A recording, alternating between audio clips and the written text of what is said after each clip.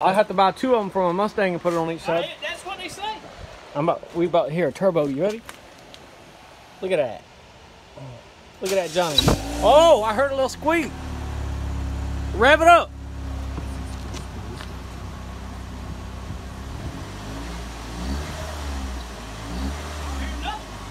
You gotta give it some more flow. That ain't it.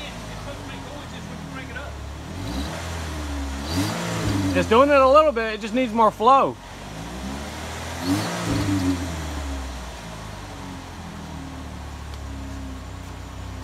You do is shit. Yeah. That's stuck if I say so myself. Dang it.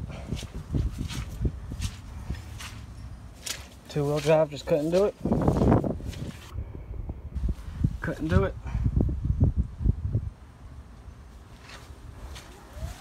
Guess gonna have to wait till the ground dries out.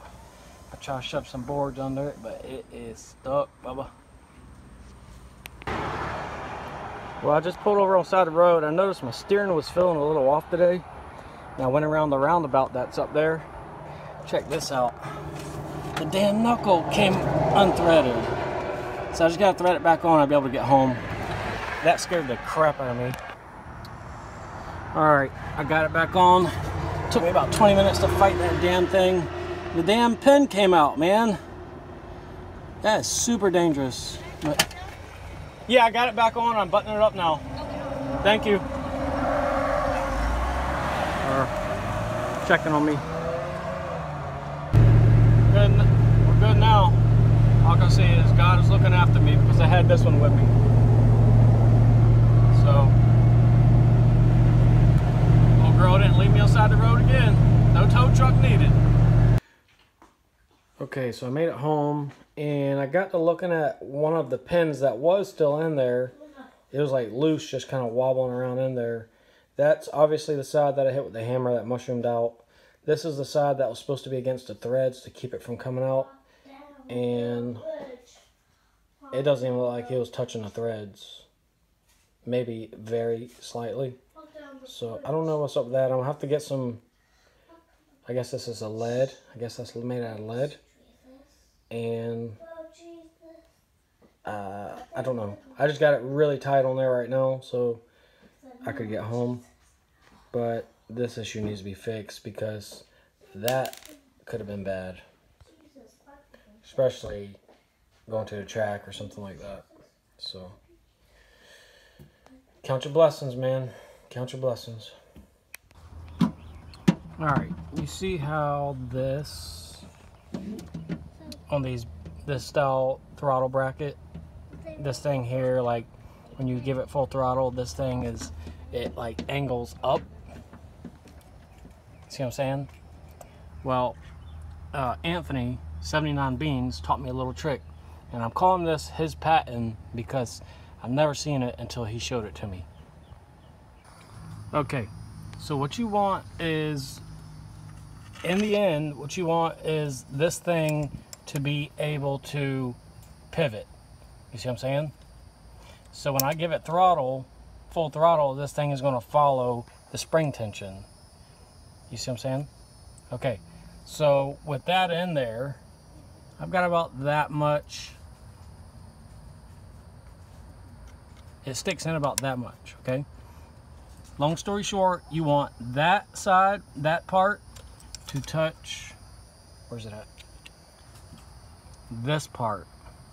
So if they touch, then it allows clearance a little bit, just enough for it to glide and free spin and not drag and hang up on this surface. See what I'm saying? This goes on this side, but just to show you how much that sticks in also.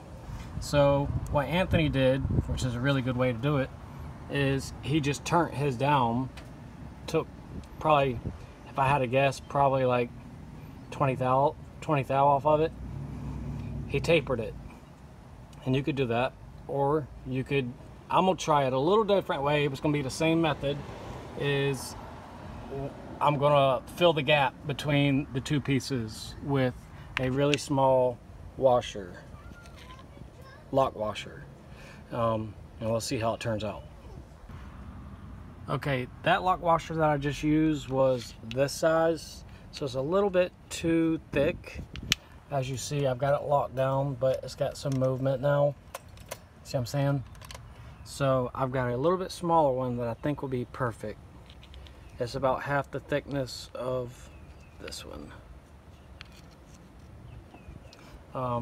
Also, yes, I know the breather is too small, but I only use it for street driving.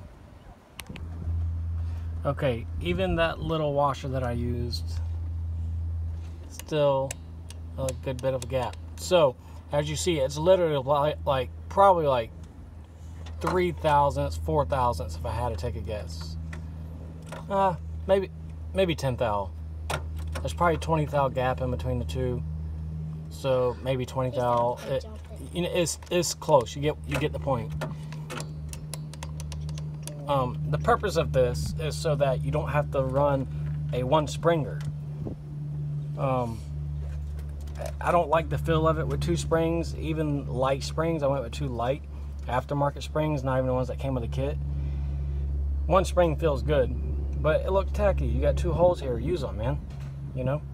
So, let me see if I can get this thing right. Okay, I found a little bit smaller lock washer that I stretched out just a little. And let's give it a try.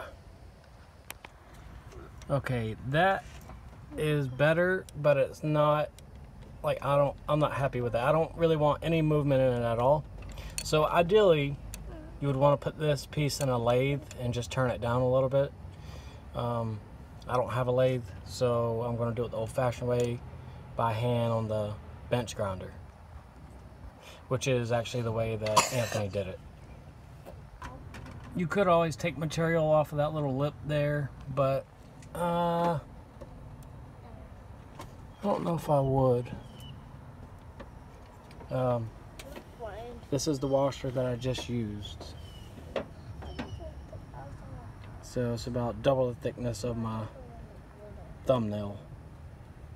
So that's probably 15 thou. So like I said, it's probably like 7 thou gap between those two from touching. It's really small. So I'm gonna take a little bit off this lip here, see what I can get it to do.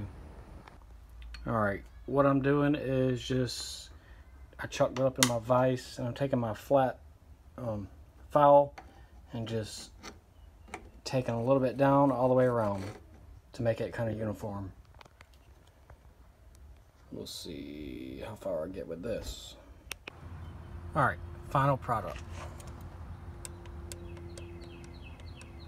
It could probably be just a little bit more, but I can live with that. That'll give me some room for error, if you want to call it. I might tighten it up a little bit more and then slap some spray paint on this piece, some black spray paint. I don't know, that's pretty good. I don't want it to be so tight up against that it ends up cutting a groove in it, you know what I mean? I'm gonna roll with that. That's good. I could always tighten it up later if I feel like it needs it, but that's pretty good. Cool. Alright, slap some paint on it. I'll be done with this. What y'all think about that? Now I just gotta find my other spring. I have no clue where I put it.